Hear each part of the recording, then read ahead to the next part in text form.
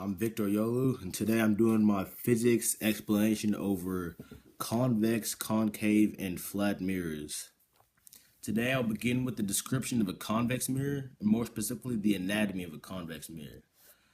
A convex mirror can be described as a portion of a sphere that has been sliced away. If the outside of the sphere is silvered such that it can reflect light, then the mirror is said to be convex, and that's the whole gist around a convex mirror. And the center of that original sphere is known as the curvature, or the center of curvature that can be labeled as point C. And the line that passes from the mirror surface through the sphere center is known as the principal's axis. I'll show you a depiction of this in a little second. Let me just get through this. The mirror also has a focal point labeled F that is located along the principal axis and is also midway between the mirror surface and the center of curvature. And also both the center of curvature and the focal point are located on the side of the mirror, which is opposite the object that is being used in the mirror, that is in front of the mirror. Next, I want to provide some more information about this convex mirror. What I drew here, it's a little diagram further explaining the anatomy of a convex mirror. And this kind of shows why the convex mirror is also called a divergent mirror. And I'll explain this in a second. So a convex mirror is sometimes called this diverging mirror due to the fact that incident light that originates from this point right here will reflect off the mirror surface, and then the light will diverge. So it's pretty simple. So what we have here is four rays that we're starting with that originate from this point right here. And these four rays will reflect according to the law of reflection. And the law of reflection basically states that that light rays diverge after they come in contact with the surface.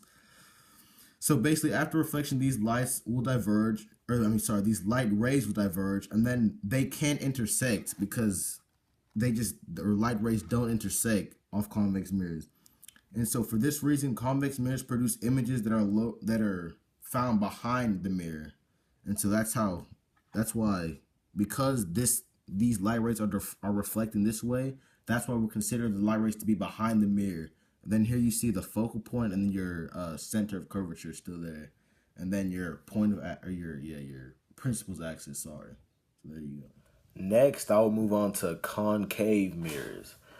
Okay, so basically, what a concave mirror is, it's basically a converging mirror, basically. And it has a reflecting surface that bulges inward, which is away from the light that's coming in. So with that being said, that's how we know that concave mirrors reflect light inward to one focal point, and they're used to focus light. That's the main gist around a concave mirror, and then I'll explain further in the following videos. Alright, now I'm going to discuss concave mirror and its relativity to the law of reflection. So basically, when we have a flat mirror and you look at yourself in the mirror, you see you don't see a change. I mean, you look the same weight, same size, because it's flat. You're the same size as the object in front of the mirror. And basically the law of reflection, or this is because of the law of reflection. And the law of reflection states that light that hits a mirror bounces back at the same angle in which it hit the mirror. So that's why when you're looking into a flat mirror, you don't change because the angle is the same, stays constant throughout. But with the concave mirror, it's a little bit different. I'm going to explain why. So with the concave mirror, the angle at which the light hits the surface is different, and this is known as the incident angle. And it's different depending on which part of the mirror the light hits. And this causes a change in your appearance in the mirror and the way you're reflected in the mirror. And that's kind of how the concave mirror relates to the law of reflection. And just additionally, another kind of cool thing about concave mirrors is that because the mirror surface is curved, the angle at which hits the surface, which I just recently talked about, the incident angle. Because of this incident angle, this causes concave mirrors to be able to focus light kind of similar to the way a camera focuses light. And because of this, concave mirrors can form real images, and a real image is an image that is projected out of the front of the mirror at the place where the light focuses. And that's similar to how a camera focuses light and catches pictures and takes images and all. So we call this a real image in physics, and this real image is in the front, or this creates an image in the front of the mirror that looks like it's floating into air. So that's kind of cool. That's a special thing that concave mirror can do that a flat mirror is not capable of doing. So just to draw a comparison between flat mirrors and concave mirrors. So last but not least, I will discuss the flat mirror, also known as the plane mirror. So the flat mirror or the planar mirror can be described as a mirror that has a flat or a planar reflective surface. To further describe this kind of mirror, we can identify how light rays strike this mirror. So when a light ray strikes a plane mirror, the angle of reference is the same as the angle of incidence. And what this means is that when you're in a mirror and when you're in a plane mirror and you look in the mirror, you see the same image that comes back to you. It's nothing changes. The weight's the same, the size is the same, everything is the same because the angle of reference and the angle of incidence match. So that's how you can identify a plane mirror. This right here is a little depiction to help further understand how a plane mirror works. So here we have a person called, we can label him object A or whatever. And these are the rays or the light rays that this person is emitting onto this plane mirror right here. And because it is a plane mirror, the angle or the rays will reflect back in the same angle in which the person emitted the light rays. So that's how you can see it in the visual. So here's a further in-depth visual to add on to my previous visual to explain a plane mirror. So what we have here, we have an object positioned in front of the plane mirror, which is seen right here. That's our object. And the plane mirror will produce an image of the object on the opposite side of the mirror. The distance from the object to the mirror equals the distance from the image to the mirror. So obviously the distance from here to here equals the distance from there to there. Obviously it's reciprocal. And so any person viewing this image must sight at this image location. And this kind of animation depicts the path of several different light rays, as we can see. So this object is emitting these light rays, and this surface gives an equal and reciprocal reflection of the light rays because it is a plane mirror.